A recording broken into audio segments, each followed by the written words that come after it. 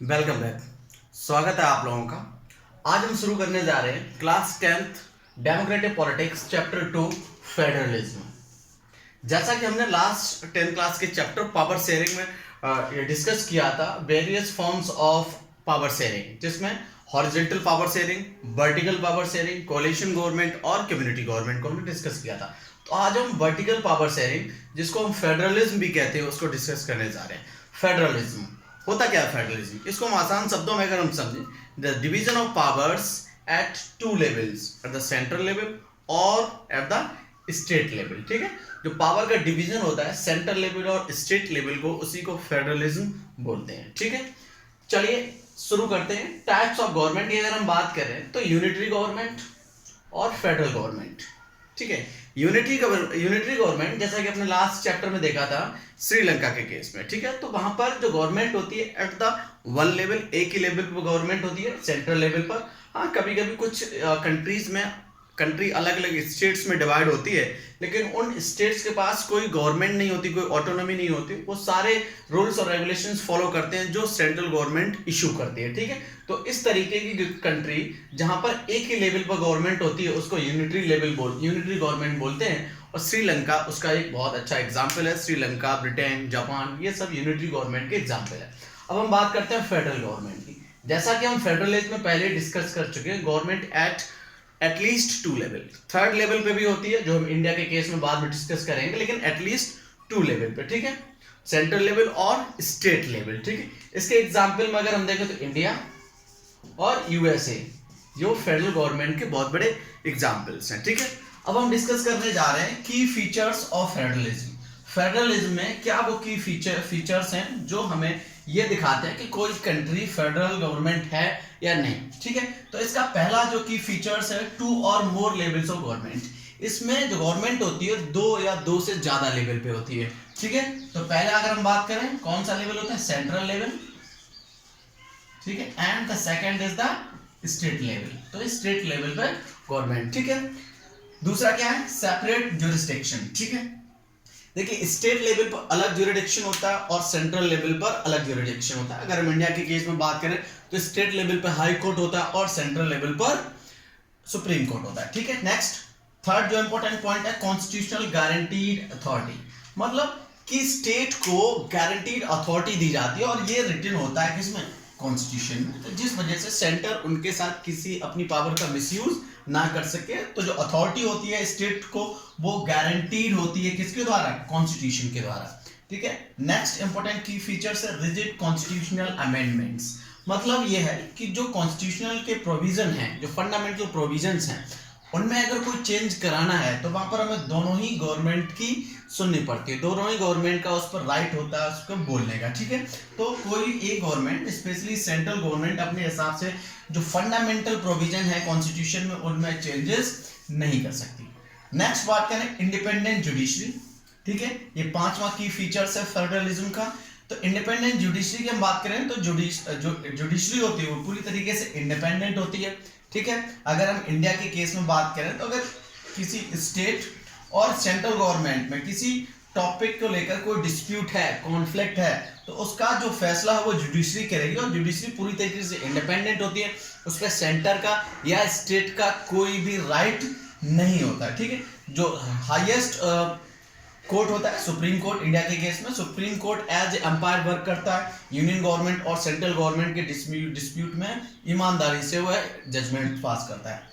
Next different source of revenue. ठीक है, India की अगर हम बात करें, इसको इंडिया के समझें तो 2017 से पहले जो टैक्सेशन था, रेवेन्यू था, वो अलग अलग सोर्सेज से आता था।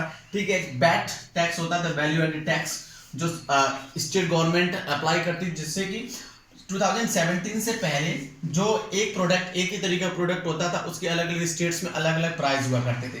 लेकिन जब से जीएसटी आया, goods and simple tax, goods and service tax, ठीक है, जब से ये आया 2017 में, उसके बाद एक ही तरीके का टैक्स हो गया। लेकिन फिर भी सेंटर और स्टेट में इसका एक पर्टिकुलर शेयर होता है, पर्टिकुलर रेशियो में इन जो टैक्स होता है उसका डिवीजन होता है सेंटर और स्टेट लेवल पे।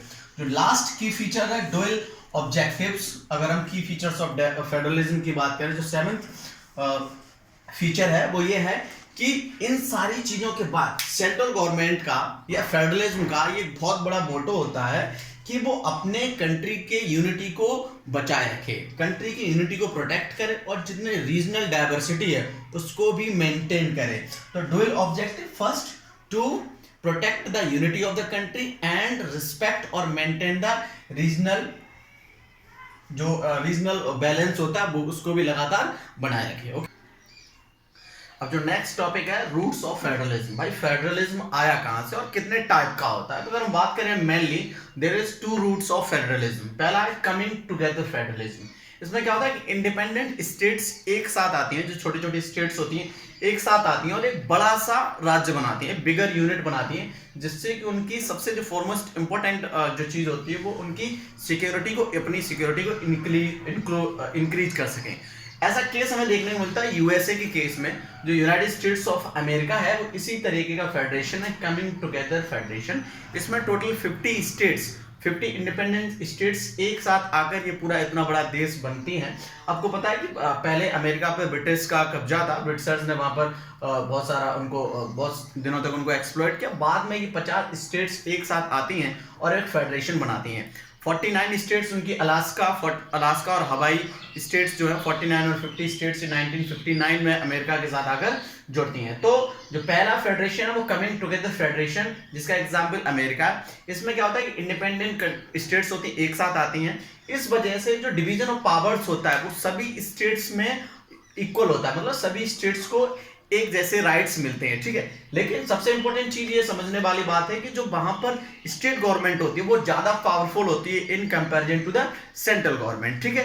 तो यूएसए में जो स्टेट गवर्नमेंट होती है वो ज्यादा पावरफुल होती है, उनके पास ज्यादा पावर्स होते हैं in comparison to the central government. लेकिन इसकी सबसे अच्छी बात यह है कि इस फेडरेशन में स्टेट गवर्नमेंट ज्यादा पावरफुल होने के बाद भी उस पर्टिकुलर फेडरेशन से कभी अपने आप को इंडिपेंडेंट नहीं करा सकती हैं, मतलब स्वतंत्र नहीं करा सकती। तो ये बहुत अच्छा ये फेडरेशन है कमिंग टुगेदर फेडरेशन, जिसको आपने समझा। इसके एग्जांपल है यूएसए, स्विट्जरलैंड, ऑस्ट्रेलिया, ये इसके एग्जांपल है। दूसरा है holding together federation. Holding together federation में क्या होता है कि जो बड़ी कंट्रीज होती हैं अपने पावर को डिवाइड कर देती है स्टेट्स में, ठीक है। तो इसमें जब डिवीजन ऑफ पावर्स होता है अमंग द स्टेट्स, तो स्टेट्स को कम पावर दी जाती है, सेंट्रल गवर्नमेंट के पास ज्यादा पावर होती है। तो कह सकते हैं होल्डिंग टुगेदर फेडरेशन में सेंट्रल गवर्नमेंट ज्यादा पावरफुल होती है, स्टेट गवर्नमेंट उतनी पावरफुल नहीं होती है। होल्डिंग टुगेदर फेडरेशन में कभी कभी on the basis of so many other issues कि कुछ स्टेट्स को स्पेशल पावर भी दे दी जाती है। तो इंडिया के केस में हम बात करें Nagaland, Manipuri, Assam,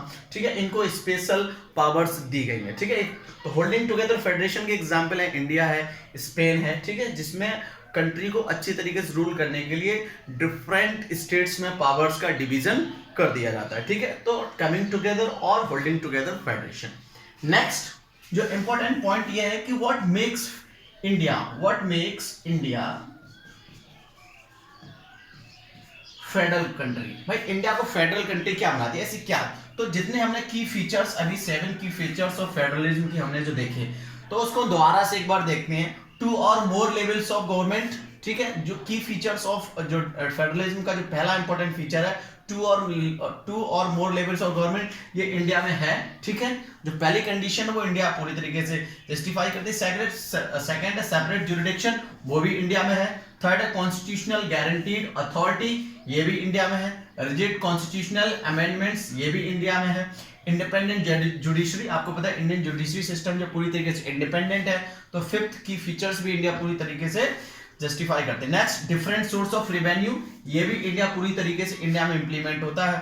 next dual objectives, ठीक है। इंडिया में भी इंडियन जो जितने भी स्टेट्स हैं उनका तो इंडियन गवर्नमेंट की जो सबसे इंपॉर्टेंट रोल होता है इंडिया की कंट्री को यूनिटी को बनाए रखना और जो रीजनल डाइवर्सिटी है उसको मेंटेन रखना। तो जितने भी की फीचर्स ऑफ डेमोक्रेसी हैं ये इंडिया के केस में पूरी तरीके से जस्टिफाई करते हैं। तो इसलिए हम कह सकते हैं कि India is a federal country. Okay, next important topic है लिस्ट ऑफ ज्यूरिडिक्शन। जैसा आपने देखा कि जो गवर्नमेंट होती है वो 2 लेवल पर वर्क करती है, कई लेवल वर्क करती है, तो उसके अलग अलग कार्यक्षेत्र भी होते हैं, तो इनको अलग अलग लिस्ट में डिवाइड कर दिया गया है, ठीक है। तो यूनियन लिस्ट में वो सारे वर्क आते हैं, ये सारे फील्ड्स आते हैं जो नेशनल इंपॉर्टेंस के होते हैं। किसके लिए होते हैं? नेशनल इंपॉर्टेंस के। ठीक है। तो अगर हम देखें एग्जाम्पल के लिए तो फॉरेन अफेयर्स, ठीक है, फॉरेन अफेयर्स,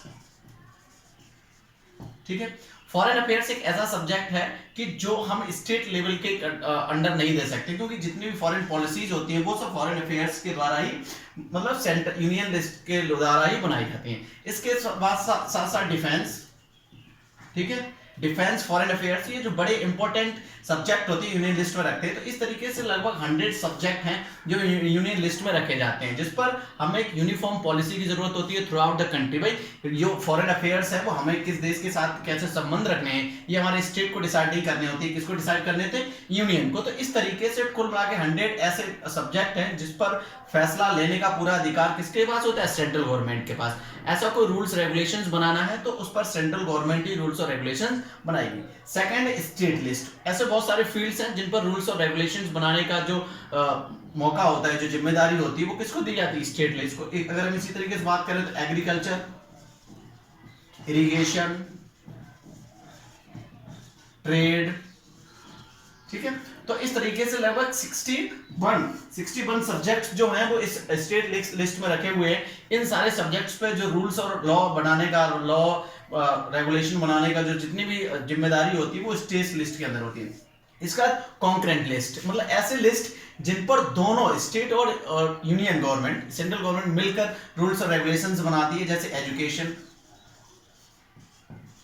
हेल्थ, ठीक है। ये कुछ ऐसे सब्जेक्ट होते हैं जिन पर स्टेट गवर्नमेंट और यूनियन गवर्नमेंट दोनों ही मिलकर लॉ बनाते हैं। लेकिन इस किसी केस में अगर मान लीजिए कोई स्टेट और सेंट्रल गवर्नमेंट में किसी बात को लेकर कोई कॉन्फ्लिक्ट हो जाता है तो उस केस में यूनियन गवर्नमेंट को प्रेफरेंस दिया जाएगा, मतलब जो यूनियन गवर्नमेंट कह रहा है उस चीज को माना जाएगा। Next, residuary list. ये लिस्ट में वो सब्जेक्ट आते हैं जब एट द टाइम ऑफ जब हमारा कॉन्स्टिट्यूशन बना था तो उस समय ये सारे सब्जेक्ट्स नहीं आए थे। जैसे अगर हम बात करें कंप्यूटर, सॉफ्टवेयर, इंटरनेट, तो ये कुछ ऐसे सब्जेक्ट थे जो उस समय नहीं थे, तो ये बाद में है। तो इस तरीके के सब्जेक्ट हैं वो रेजिडरी लिस्ट में रखे गए और ये सेंट्रल गवर्नमेंट के अंडर वर्क करती है। तो रेजिडरी सब्जेक्ट के जितने भी सब्जेक्ट होते हैं, लिस्ट के जितने भी सब्जेक्ट होते हैं, उन सभी पर लॉ बनाने का अधिकार जो होता है सेंट्रल गवर्नमेंट के पास होता है, ठीक है। नेक्स्ट बात करते हैं, how is federalism practised in India. भाई इंडिया में फेडरलिज्म कैसे वर्क करती है। तो जो पहला जो पॉइंट है इसका जो इंपॉर्टेंट, लिंग्विस्टिक स्टेट, ठीक है। जैसे इंडिया में पता है 1947 में हम आजाद हुए, उसके बाद बहुत सारे स्टेट्स ने on the basis of language, बहुत सारे एरियाज थे जिन्होंने लैंग्वेज के बेसिस पर स्टेट्स बनाने का। तो इस तरीके से पहला जो स्टेट बन के आया था वो बन के आया था आंध्र प्रदेश। क्या बन के आया, Andhra Pradesh was the first state that was created on the basis of language. उसके बाद महाराष्ट्र, गुजरात, ठीक है, इन सारे लोगों ने तमिल जो लैंग्वेज बोलने वाले थे इन लोगों ने अपने अपने स्टेट्स के लिए। तो शुरुआत में इंडिया में लिंग्विस्टिक स्टेट्स बनाने का सिस्टम बनाया गया था और जो ठीक था। नेक्स्ट क्या, लैंग्वेज पॉलिसी। जैसे आपको पता है इंडिया में कोई भी नेशनल लैंग्वेज नहीं है, ठीक है। ऑफिशियल लैंग्वेज यहाँ पर हिंदी और इंग्लिश को रखा गया है।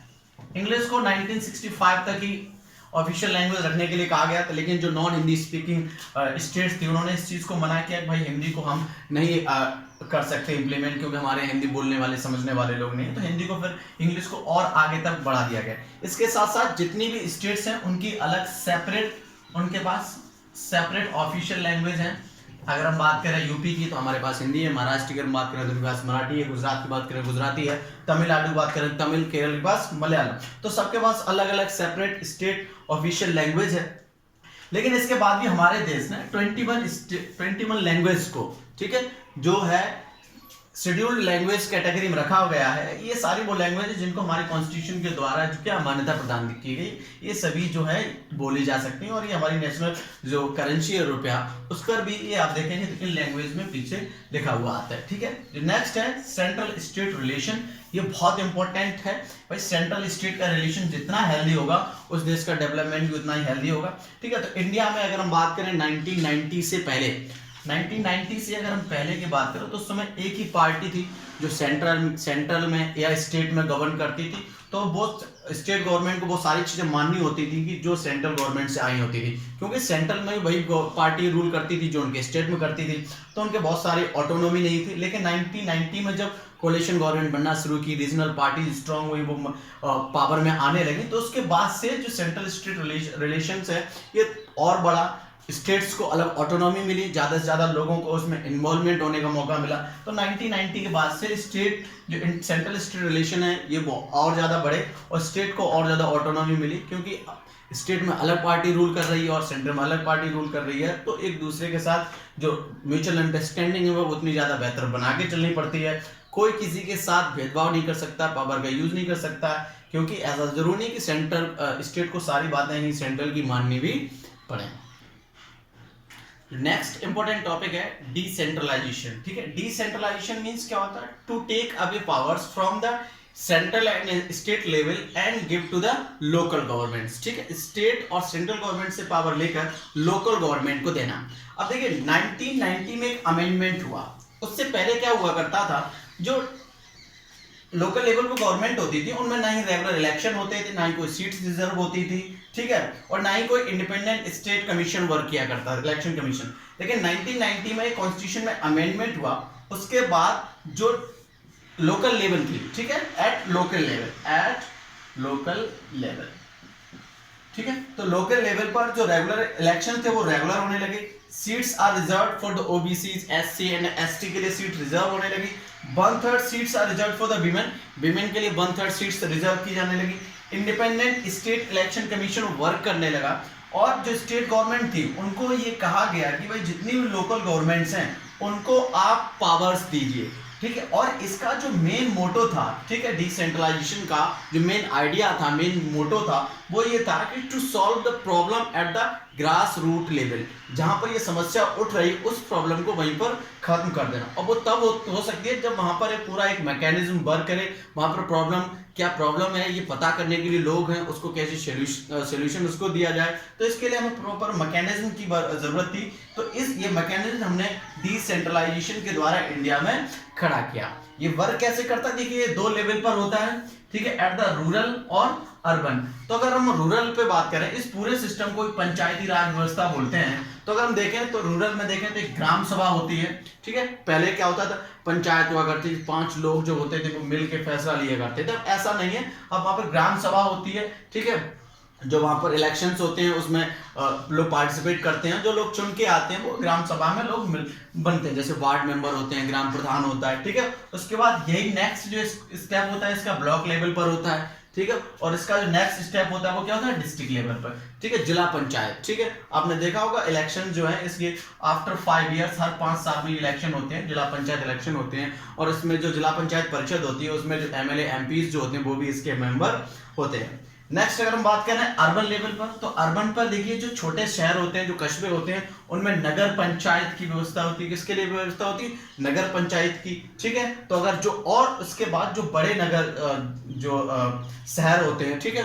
उनमें नगर पालिका होती है। क्या होती है? नगर पालिका होती है। और जो बड़े शहर होते हैं, जो मेट्रो सिटीज होती हैं, उनमें क्या होता है? नगर निगम होता है। क्या होता है? नगर निगम। तो ये कुछ ऐसा सिस्टम है। तो ये 3rd टियर है। ये क्या है? 3rd टियर है, या इसको लोकल गवर्नमेंट भी कह सकते हैं, ठीक है। तो इसका मकसद यही होता है कि जो प्रॉब्लम है उनको ग्रास रूट लेवल पर सॉल्व किया जा सके, और ये तब हो सकता है जब हमारे पास पूरा एक मैकेनिज्म हो प्रॉब्लम को पहचानने का, प्रॉब्लम को सॉल्व करने के लिए किस तरीके से सॉल्व कर सकते हैं, ठीक है। तो ये पूरा सिस्टम है, ये इंडिया में वर्क करता है। तो इंडिया में हम कह सकते हैं गवर्नमेंट है वो 3 लेवल पे काम करती है, सेंट्रल लेवल पर, स्टेट लेवल पर और लोकल लेवल पर। तो उम्मीद है ये चैप्टर आपको समझ में आया होगा। अगर एक बार नहीं आता समझना तो दोबारा इसको देखने की कोशिश किया करें। तो उम्मीद है 2 बार में आपका ये चैप्टर क्लियर हो जाएगा, ठीक है। तो उम्मीद है कि आप लगातार इस वीडियो को देखते रहें, हमें सपोर्ट करते रहें। जो भी हमें ज़रूरत है, आपके सपोर्ट की ज़रूरत है, और अपने सुझाव सजेशन जो भी हैं, क्वेश्चंस क्वेरी, वो आप कमेंट सेक्शन में नीचे जाके कह सकते हैं। और मैं आप लोगों को बता दूं कि मेरा नाम ऋषिकांत है, और जो YouTube चैनल जिस पे मैं ये सारी चीज़ अपलोड कर रहा हूँ वो ऋषिज सोशल साइंस मंत्रा, ठीक। अभी तो सिर्फ 9, 10 का इसमें मटेरियल है, उसके बाद 6, 7, 8 और कंपटीशन लेवल का भी स्टार्ट करने जा रहा हूँ। थोड़ी बहुत आपको वीडियो क्वालिटी में अगर आपको कुछ लग रहा है ऐसा, तो वो बिकॉज ऑफ लॉकडाउन बहुत सारी चीज़ों का अरेंजमेंट नहीं हो पा रहा है। बट जैसे ही ये सारी चीज़ें क्लियर होती हैं उसके बाद हम और इसको बेहतर बनाने का पूरा प्रयास करेंगे। उसके बाद आपके सुझाव सजेशंस क्वेरीज का स्वागत है, आप कमेंट सेक्शन में नीचे जाकर बता सकते हैं। Thank you.